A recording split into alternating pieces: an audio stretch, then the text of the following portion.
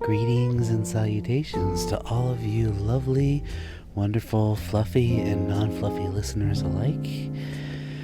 Welcome back to another edition of the KittyFoxCast. And yes, I do admit it has been 2 weeks since our last episode, but there is very good reason for that. And one of them, as I mentioned for the previous one, was Anthrocon.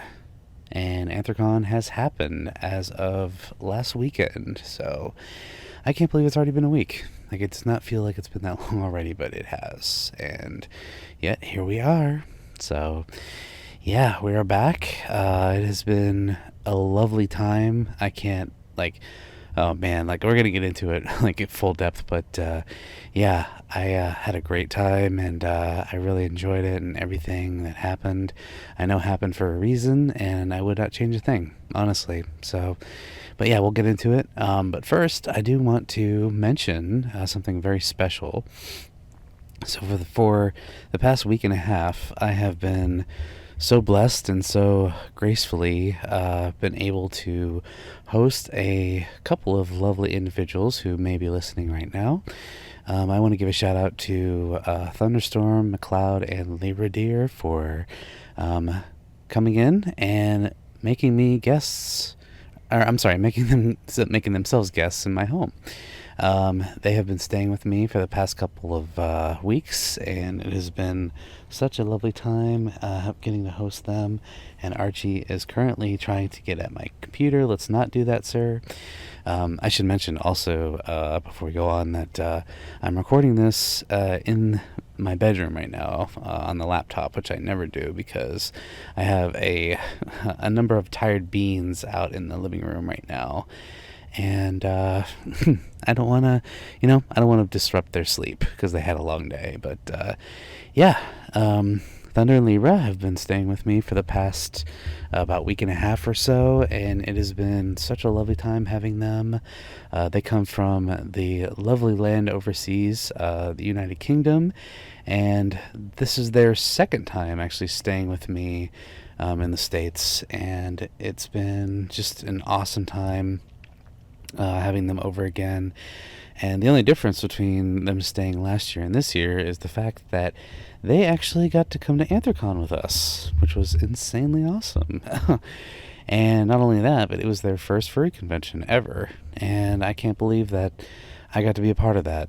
I can't believe I got to be a great contributor to that and be able to help them have a good time for their first convention. So yeah, I'm feeling really blessed. They're wonderful house guests. They'll be here till the 20th or the 21st, thereabout. And yeah, I've been steadily working still and still doing my thing day to day. And it's been really nice to come home, and the fact that they have been so lovely and keeping the place tidy. And I come home when the dishes are done. It's like, oh my gosh, you guys are awesome. I cannot thank you enough for being just so hospitable. So they've been just wonderful guests, and I'm really happy to have them. But with that, getting to help them have a great time, but also taking them to their first furry convention. Yeah, and just so happened to be the biggest furry convention in the world current. But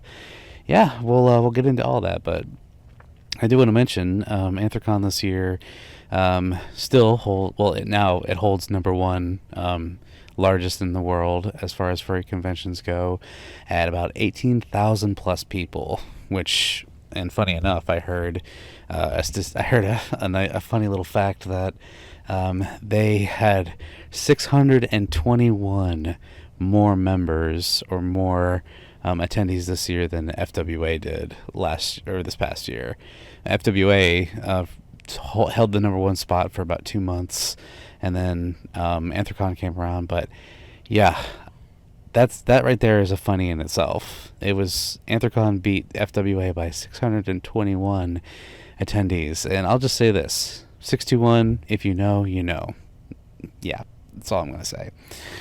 So, with that out of the way, the other wholesome thing is the fact that they raised about I think it was like $83,000 for charity, for a local cats charity in Pittsburgh, which was really sweet.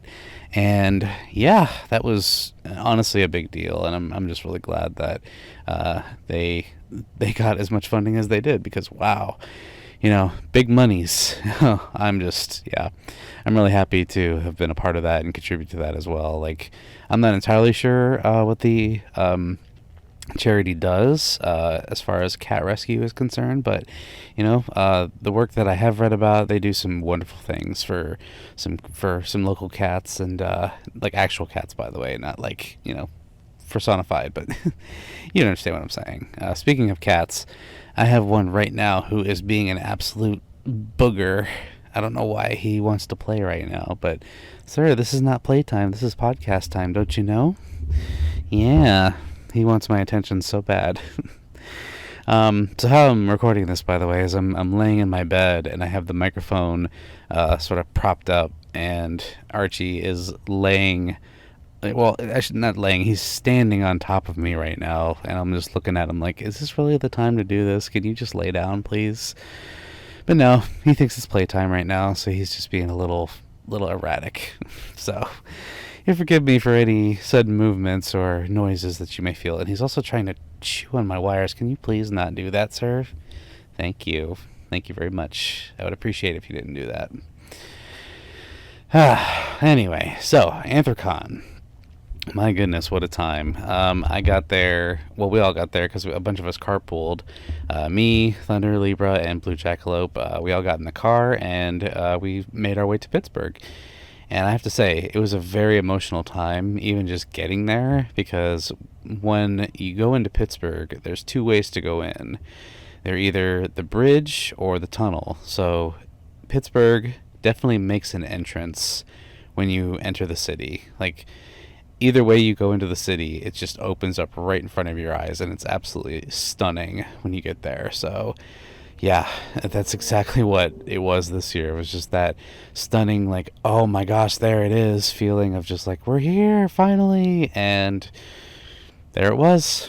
And by that point, everybody was pretty emotional, like, oh my gosh, it's actually there, we're seeing it for ourselves and everything. And if I have Thunder and Libra on the podcast, I will ask them what their experience was like, for sure. We'll also be doing a live stream here, and they can talk about it more. But yeah, I was really, really happy to be a witness to that and see just like the first time, like, feeling of that feeling that you get when you first go to a convention of just wonderment and excitement. It's like watching a little kid on Christmas morning. It's that same joy that you just see in somebody's face and their actions that just absolutely floors you and melts your heart. So I was really happy to see that, all weekend long with these guys. And I'm just feeling so grateful that I got to be a part of it. So we get into our hotel, which is the AC Hotel, by the way, which is right next door to the convention center, and pretty smooth. We ended up getting our registration first, which was awesome, because we had a little bit of time to kill before we checked in. But we got our reg, and immediately I saw people I knew. It was like, oh, hey person, hey furry, hey, it's you, and all that. And it was just a great time getting to see everybody and getting to just meet, people. And also, overall, I just want to say I am so grateful for getting to meet a bunch of you listeners, a bunch of you who stopped by and said hi, and those of you who watch the channel and support the channel and watch the streams and everything. Like, it was just a beautiful to see all of your faces and get to say hi to you and just be just be in that moment with you and just experience it for what it was. So I want to thank you all who came up and said something and asked for a hug and a picture and had a conversation, and we got to spend the weekend together, just getting to know each other more and everything that went with that. So yeah, it really touched my heart, and I want to say how grateful I am to have seen you all and to be with you. And yeah, get to meet some of you again in person, and some of you for the first time. So yeah, I want to thank you all for just being there, and for showing your support in real life, and getting to meet you in person just was an absolute joy. So yeah, I could gush all day about that, but just know that I am forever in your debt, and I will continue to do what I do because of that. And those moments that we had together will never not be important, or never not be amazing, because you all just make my life so much better. So thank you for that. So after Reg, we got into our hotel, we unpacked, and first thing I did was fursuited. you know, there wasn't a whole lot going on Thursday, as far as I remember, but yeah, it was just kind of a little walk around the con, and kind of showing where things are, and just getting familiar with the area, making sure our friendos had a whole bunch of just got to take it in properly, and showing them where everything is, and they got to meet some really important people to them that they had never seen before, and like never seen in real life, that is. And yeah, just getting to watch those moments too was just stunning and beautiful. Yeah, and let's see. The next day, I suited most of the day, and so did they. Yeah, they had a great time fursuiting. They went to the dealer's den. I went to the dealer's den a couple times, mostly because I wanted to see my suit maker. Shout out to Sarah, and also getting to meet a couple friends who were manning some booths, and just walk around with some other friends. And oh, by the way, speaking of dealer's den, I did get to see and talk to Tom Fischbach. And those of you who remember a podcast from last year, late last summer, Tom Fischbach is the author and creator of Two Kinds. And he was there. He was at Anthrocon vending, which was super awesome. And I met him once before at Megaplex last year because he was the guest of honor. And then he was here again at Anthrocon, doing his thing. And I got to talk to him again. And I actually, I bought the first edition of Two Kinds, and he signed it for me, which was so freaking amazing. Like, Tom is he's such a sweet guy, and he's so amazing, and just like really talkative, like, good conversationalist, such a gentleman. And I'm really happy that he was there. And also, a little tidbit, in case all of you or any of you know or don't know, Thomas Fischbach is actually the brother of Markiplier, Mark Fischbach. That's right. So, it's always an honor getting to see him and see his work, and do what he does, and just getting to support him like that was just beautiful, because yeah, I've loved his work for years, and I'm really glad to see him still putting it out there even after all this time. So shout out to Tom. Thanks for being such a sweetheart. And in addition to that, let's see, I saw a lot of friends, got to hang out with some people, and excuse me, sorry, I didn't do the fursuit parade this year, only because those of you who might remember my podcast a couple weeks ago about the whole poodling thing, I put that video out there because I wanted to talk about it, but also I knew it was going to be a bit of a disaster when it came to con time. But in all honesty, it wasn't as bad as I thought it would be. I'm not joking. Like, there were a lot of people who weren't during the parade for that reason, and I just honestly kind of stayed back because I was like, I don't really know if I should, and I don't know if it's the right time right now to do the parade, just personally feeling that way. And I didn't do the parade, ended up doing just a block party. But the parade actually it wasn't as disastrous as I thought it was, which I'm honestly thankful for. Like, maybe, I don't know, in a weird way, maybe Anthrocon, like, they struck nerves, and I don't agree with the way that they went about it, for sure. I still stand by my words, but at the same time, it's like, the parade wasn't as chaotic this year, and I start to wonder, okay, well, maybe that means that parades in the future for Anthrocon will be a lot better than they were. Maybe that means that, I don't know, maybe it means that, the fursuit parade is something, like, I think they'll clean it up to the point where they'll clarify their policy, and say, look, if you want to do it, go right ahead, but we're not going to force you. And, I still think they should do like the voucher thing or the queue line thing, right? Like if you want to be in the parade, you have to, get in and get your number before it's all gone. So, although I do have to say, um, even though the parade wasn't as disastrous as I thought it would be, there were a couple things that happened. I do want to mention the three things that happened with the parade. The first one is there's let's say that there was an individual who entered the parade who I don't even know how he got in the convention. I'm not going to mention their name, but all I'm going to say is Bullcut and Cat. Yeah.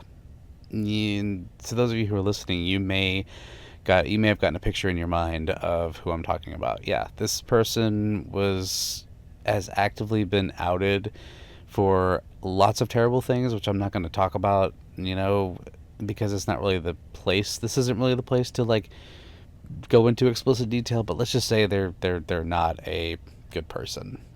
They did a lot of things, and they've been banned from many events and conventions for those things. So somehow they made it into the fursuit parade this year. I don't know how they did, but let's just say that Anthrocon put out a statement, official statement, talking about this one individual, and they have been banned officially from Anthrocon. So I just hope that it stays that way. Hope they don't find any other loopholes, as it were, to get in.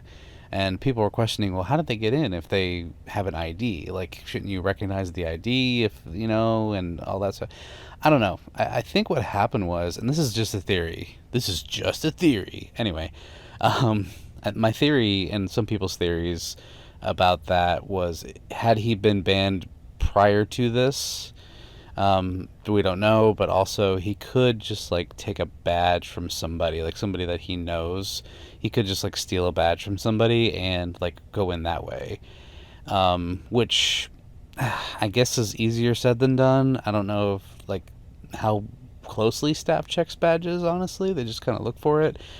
They don't really look at your name, in other words. So I don't know how they're going to be able to tell that, but at least they have his fursuit on lock, and they know what he looks like in suit, but out of suit, I'm not sure about that. Like, that's beyond me. But anyhow, so that's one. The second one was I saw this post going around on social media about someone wearing a Scooby-Doo onesie, which is fine, I guess, but and I'm not going to go into the whole poodling policy again.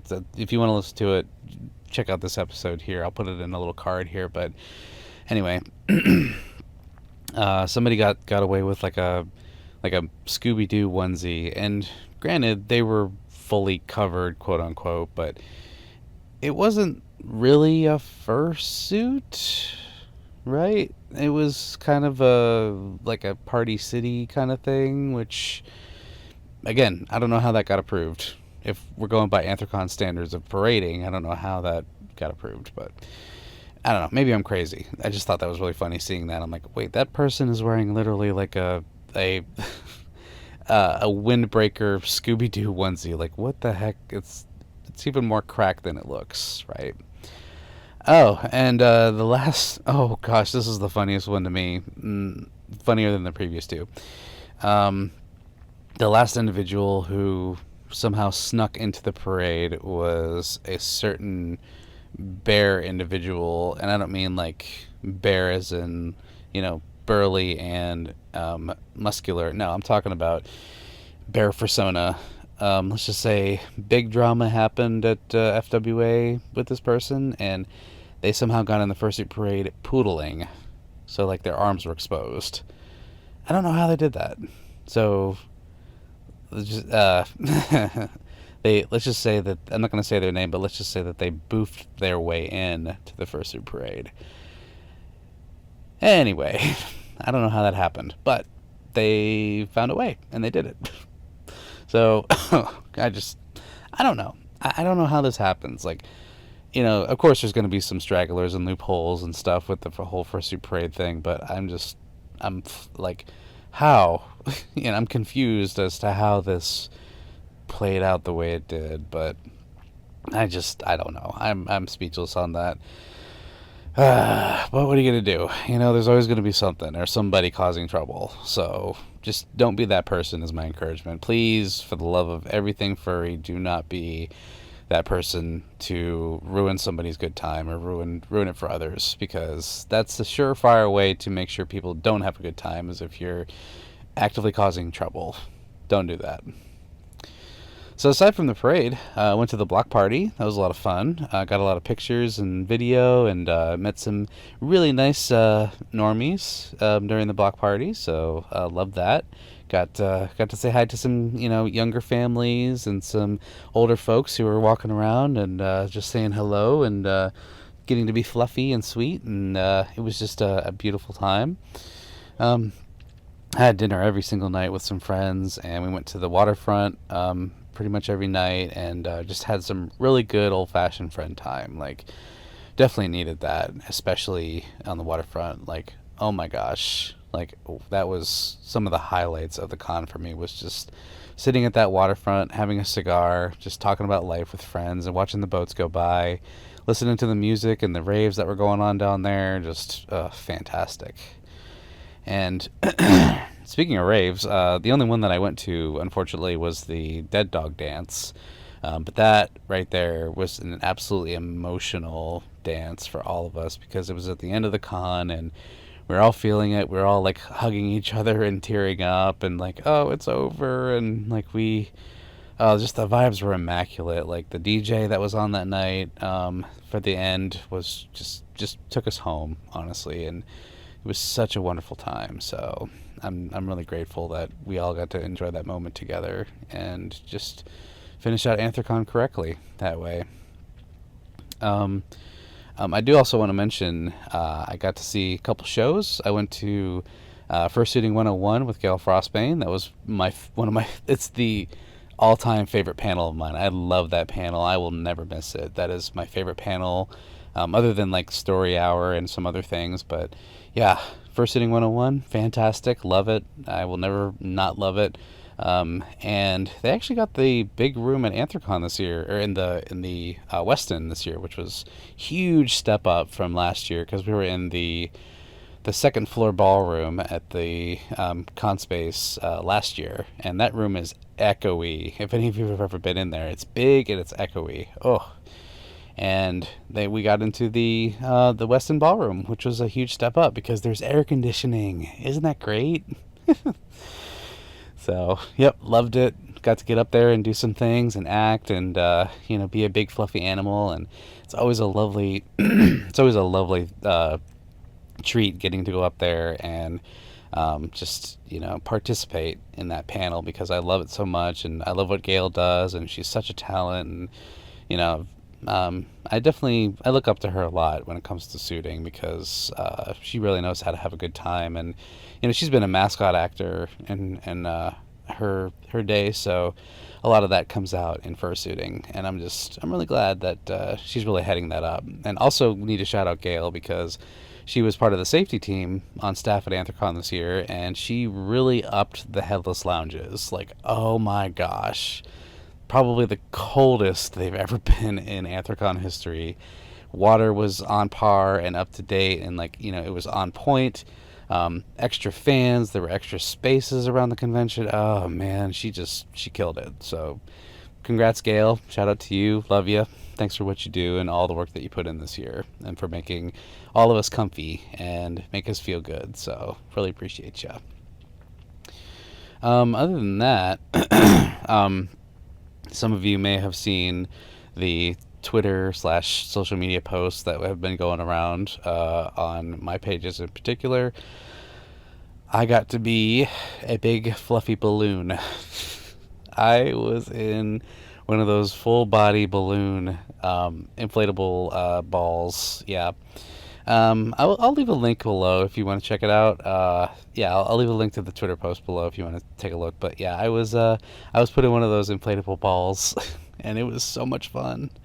Oh, shout out to Tuners and Techie for making that happen for me. So But yeah, it was a great time. I loved it. Never done it before. It was a great experience, and I would do it again. It honestly felt like just a big tight hug around your body, and it was so warm, and you could barely move. You're just like restricted in movement, so you're basically doing like a spread eagle, right? But you're standing up, and it's, oh gosh, it's so hard to keep your balance, but it's so much fun. So I highly recommend it if you ever get to, honestly.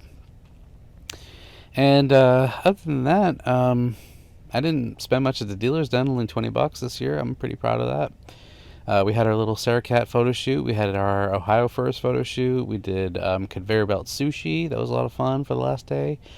What else? Aside from the activities, I did actually slept pretty well at this con. I was very surprised, and I never usually sleep well at cons, but I did, in particular this one. I'm really surprised. I was just up and ready, energized, like 9 o'clock every morning. So I'm really happy that despite going to bed late, I was able to keep it together and have that con energy and just go for it. So, yep.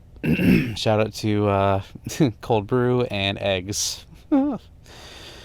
So, I do want to. That was basically the rundown of the experience of Anthrocon like this year, and kind of piggybacking off of that a little bit, I do want to talk about something in particular. Which, oh, by the way, if I went into a lot of depth here, but you're going to see the full extent of what happened with the convention video that'll be going up hopefully this coming week. I need to edit it still. I just imported the footage and there's over 120 clips, so I need to get to work on that. But excuse me. So yeah, you'll see the lovely extent of fun that we had at AC this year. I'm really excited for you to see the video. So yeah. So I'm looking forward to that. But one of the things I wanted to talk about was I want to kind of be transparent with you all for a little bit. If I may. And I apologize that this is kind of taking up the brunt of the podcast, but I think it's important to talk about something that I was, in fact, struggling with during the convention. So I talk a lot about mental state, mental health, and kind of like the human experience in videos and here on this podcast, and I can honestly say that I was a prime example of stress and anxiety during the convention. And now, don't get me wrong, the convention was great. I loved it. I would redo it if I could, relive it the same way if I could, and I wouldn't change a thing. But there was a lot of stress and anxiety that actually overtook me quite a bit during the convention, and in all honesty, a lot of it had to do with nothing. So what do I mean by that?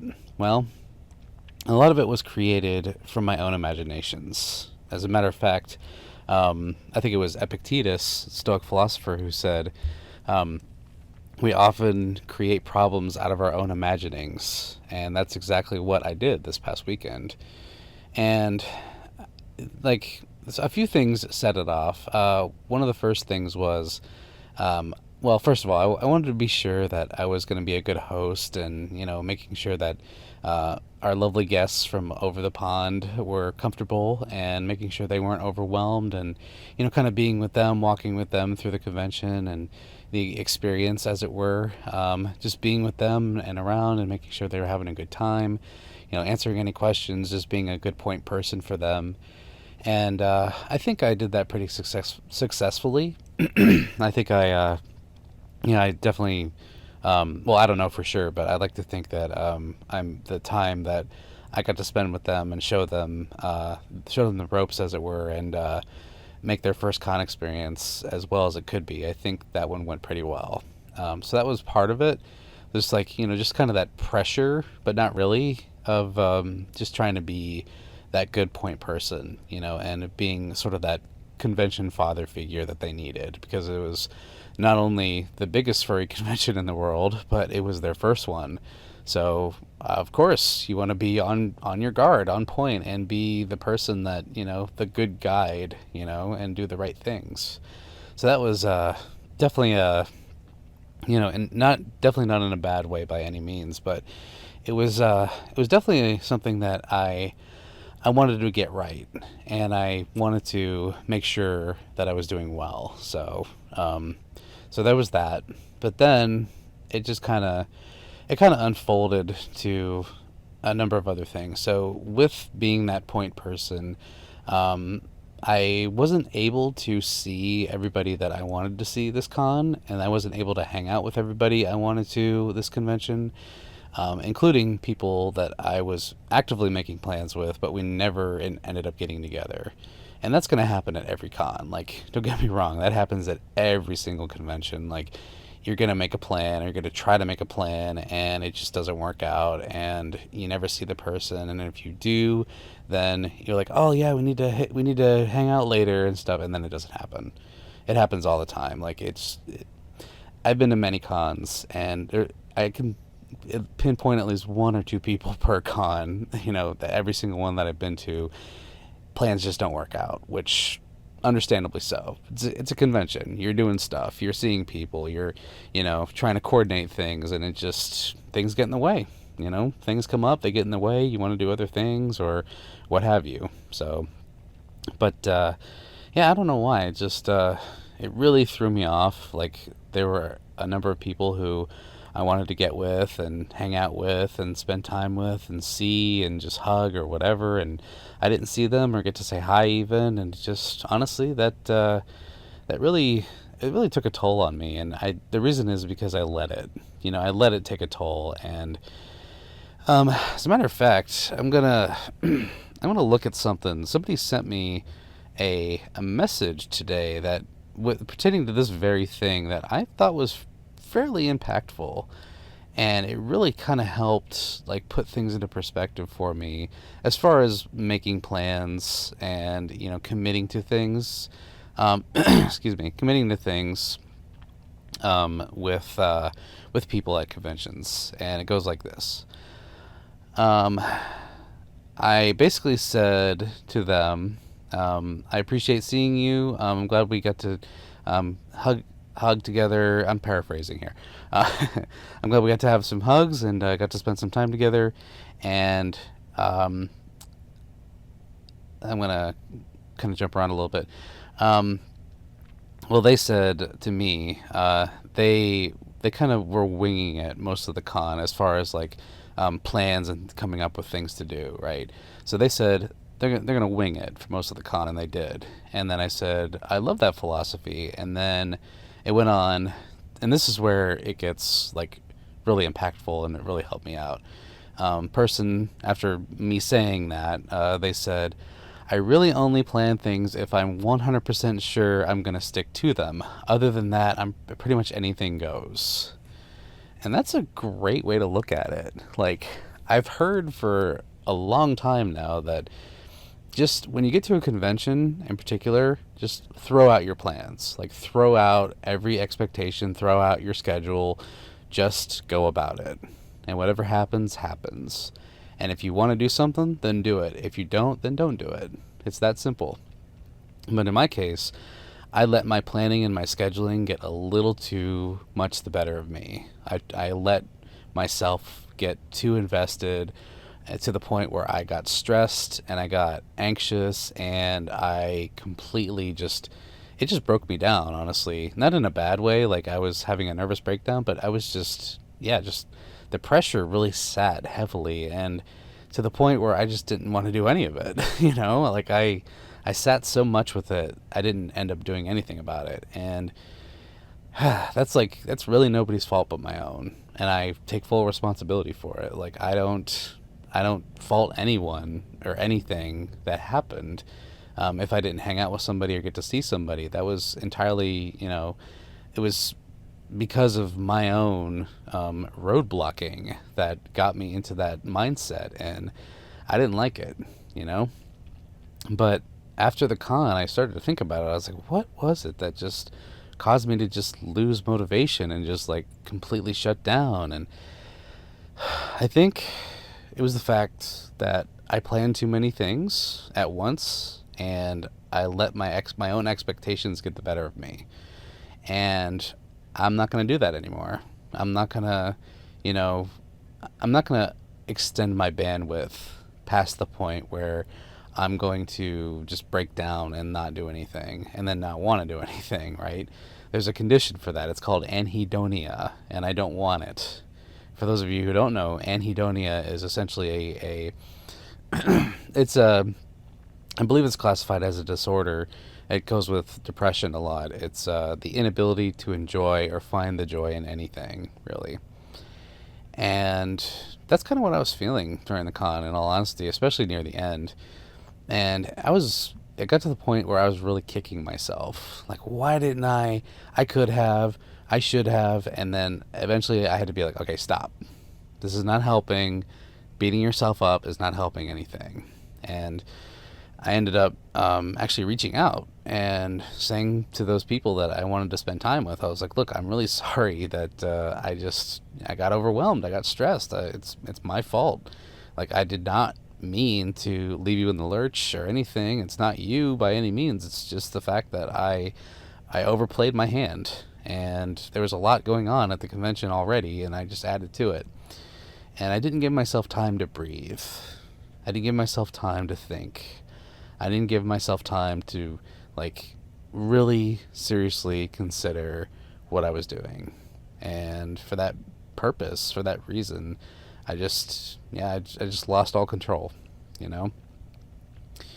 And it wasn't until a few days after the convention that I started to realize my stress, and, like, really, it could have been avoided. All I had to do was not be so harsh and go into it with no expectations, and, you know, not worry so much about what other people think.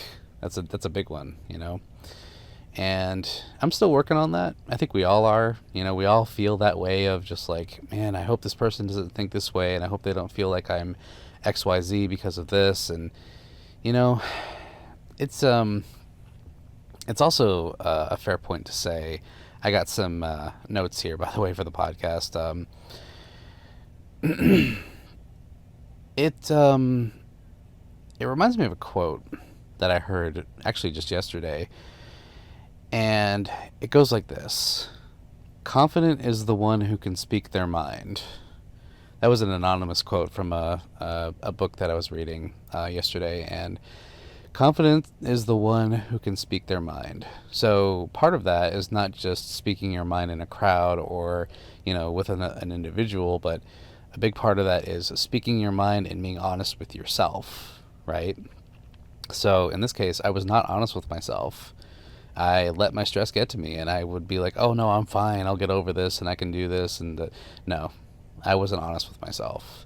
So I didn't speak my mind to myself. I didn't speak my mind to my friends. I didn't say, look, this is what I'm doing, or this is or can you help me with this? Like, I didn't ask for help when I should have. And, you know, like I was starting to say, like, it wasn't until a few days after the con that I was like, man, I feel like a fool. You know, I could have definitely done something about this, and it could have been a lot better. But, you know, this is how we learn. This is how we realize ourselves more than anything. And I also want to mention part of the stress, a big part of the stress happened on the last day. I ended up temporarily losing one of my badges while I was walking back to my hotel. I had come from a neighboring hotel to see somebody, and then as I was walking back, one of my badges that I was wearing slipped off of my lanyard. I was in full suit, by the way. Slipped off the lanyard, and it fell to the ground somewhere, and I didn't realize it until I got back.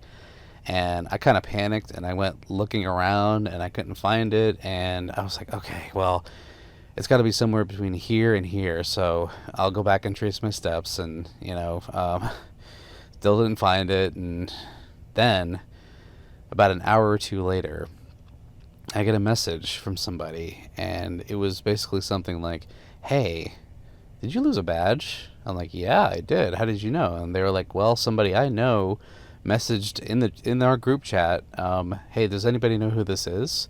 And they recovered your badge. And I was like, oh my gosh, you are kidding me.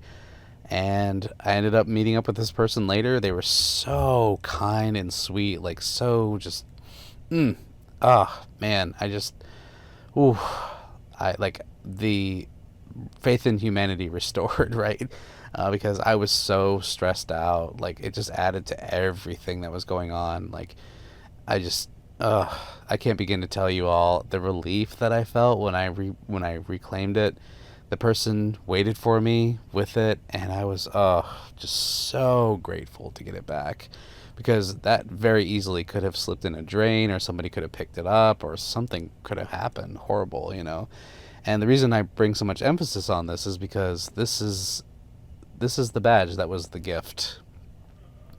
Yeah, you all know what I'm talking about. That was the badge that got lost, and I did not want to lose that, let me tell you. So I was feeling really grateful, but then when I got it back, I'm not gonna lie, I got it back from this lovely individual who was so kind to hold on to it for me after all the viral networking of, people that I know and people that they know, and we were able to find a meeting point at the con, and they just so happened to be walking by and they saw it on saw it on the sidewalk, and they picked it up. So they didn't have to do that, but they did, and it just meant so much. And Floof, if you're listening, I'm not going to mention your name just for privacy reasons, but if you're out there and you're listening and you are the one who returned my badge, thank you so much. You have no idea what you have done for me. Like, it's just, man. I'm reliving it right now, and the moment was just absolute bliss of thankfulness and gratefulness and just feeling blessed. And this is why I love this fandom so much, is for beautiful souls like this. And I have to be honest with you all, like I said I would. When I got my badge back, I was with my friends. We basically ran into the convention center to find this person, and we found them, and we hugged it out, and we had a moment together. And then when we said our goodbyes, I just sat on a nearby stoop in the convention center, and I just broke down. Like, everything just came crashing down in that moment, and I felt a sense of relief, and like a weight had been lifted off me, but at the same time I felt like everything just like crash landed at the same time. Like, my mind was going in two different directions of just like, I can't believe this. This is amazing. I love this. This is a miracle. And then to the stress and anxiety that came along with it of just losing it, and everything else on top of that I just talked about. And like in that moment, I felt an emotional crossfade, I think is the best way that I can describe it. And I'm just, in that moment, I really felt grateful for my friends for being there, and also felt so small at the same time. Like, looking back on it now, I can safely say that it did teach me a lot. And I think it's important to say, know your boundaries, know your limits, know your bandwidth. Like, know where you should say no, know where you should stop. Because if not, you are going to stretch yourself further and paper thin to the point you're just going to go mad. As a matter of fact, I was just listening to one of Adam Savage's videos on his Tested channel talking about when basically it was when celebrities have to say no, as weird as that title is, but he was talking about how every person who's in some sort of thing, like whether you're a famous person, whether you're in business, whether you're in a certain career path or whatever, right? In Adam's case, he's a special effects artist. He's a former Mythbuster. He's got a lot going on, right? Even at his age. And he talked about how he will spend all day long on a Saturday from sunup to sundown signing autographs, taking pictures with people, and listening to their stories, talking with them. And this is an all-day affair, right? And then by the end of the day, he's invited to like dinners and parties and, like after parties and like, hey, come to my hotel room for a drink and that kind of thing. And he said in that video, sometimes, or actually almost every time, I just have to retreat to my hotel room and just rest. And I really respect that. Like, if you think about it, if you compare that to like a convention, for example, um, from sun up to sundown, you get up, you go, and you are a big fluffy animal. You're getting pictures, you're getting hugs, you're talking to people, you're, performing as a fursuiter. Even if you're not a suitor, you're still doing things creatively throughout the day. And then by the end of the day, you're just wiped out, and by that point it's time for dinner, it's time to settle down, it's time to do whatever. And I know, like, this is the difference is, like, furries will, get on their night outfits and go to the rave and go and do this and that. And yeah, that's kind of the outlier. But, even that, maybe you're not a person who likes to do the raves. Maybe you're somebody who just likes to retreat to your hotel room and just relax because you don't have the emotional bandwidth anymore for that day because you've been active all day long from the sun up to sundown, and you're just tired. And if you think about it, you run yourself ragged if you keep going. You will run yourself into the ground if you keep going. And that is exactly what I was doing at Anthrocon this year, is I was running myself into the ground, not only with heat and fursuiting, in very hot weather, but yeah, I think I was, by the end of it, I felt paper thin. And for that particular purpose, I need to know when to say no and when to stop, because I got to tell you, when you're paper thin, you're vulnerable. And when you're vulnerable, bad things happen. And you say things that you don't mean, and things get to you that don't normally get to you, and you start to burn out. And I guess I just want to encourage you all, do not let yourself get to that point, because it is not fun, So I have to say, I learned a lot from this convention, and I am honestly grateful for all the things that happened, good and bad. And that just means that I'll make future cons and next year's Anthrocon even better than this one was. And like I said, even though this wasn't the best year, I still had a wonderful time. I would not change anything. I'm so grateful that I met all of you and got to meet you in person and see you all again that I have met previously. And I got to go with my friends from overseas to their first furry convention and help them experience what it was and what a con is, a furry convention is, by definition. And that, I think, were the biggest highlights, was getting to see them, light up and just enjoy their first convention ever. And, getting to meet all of you in person. I would not change those things for anything or alter them in any way if I had a way to go back in time. So, I have to say, that was quite a load. That was a lot to talk about, but I think that's the podcast, everybody. I want to thank you all for sticking around, and if you made it to this point, thank you for listening. I really appreciate you, and appreciate all of your support continuing, and listen to me ramble on. But yeah, I have to say, be yourself. Continue to be yourself, and I hope that I get to beat you one day, person listening, because I would love that. And even if we don't, just know that I'm sending hugs from afar.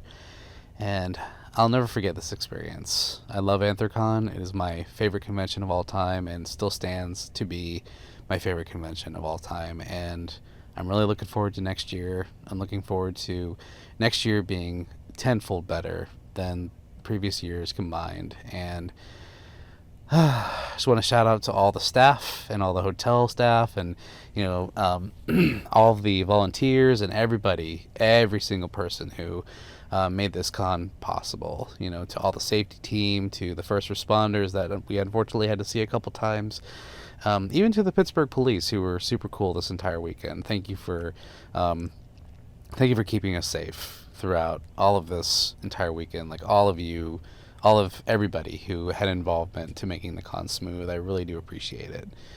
And in the same way, I want to appreciate you, listener, for all that you've done and all that you continue to do, for all your love and everything that you just continue to show to this channel and the main channel and on Twitch and on social media. It just means the world to me. So I wouldn't change you. I wouldn't change any of our relationships. I wouldn't do anything different, to make anything better or worse, because this is exactly where it should be right now. And on that note, I just want to say, as always, remember the Latin phrase, sic parvis magna. Remember greatness from small beginnings as a translation. Remember where you started and where you came from. Never forget those who came up with you and those who continue to stand by you today. And just remember that there is greatness in every step that you take on your journey, and there's a purpose to fulfill, whether that is by you or whether you find it. And always remember to be you, be yourself. Never let anyone tell you who you can or can't be and what you can and can't do, because that is for you to decide, my friend. And just remember that there has never been anyone like you in the past, there will never be anyone like you in the future, and there's no one like you right now. Only you can do the things the way that you can, the way that you do best, and no one can ever take that away from you or make you differently than what you should be right now. And that is to be fully, unapologetically you. So on that note, thank you all for listening. I love you so much. This is Samson Kitty Fox, and until next time, my friends, I will see you in the next podcast. Bye-bye. Bye. Love you all. Meow meow.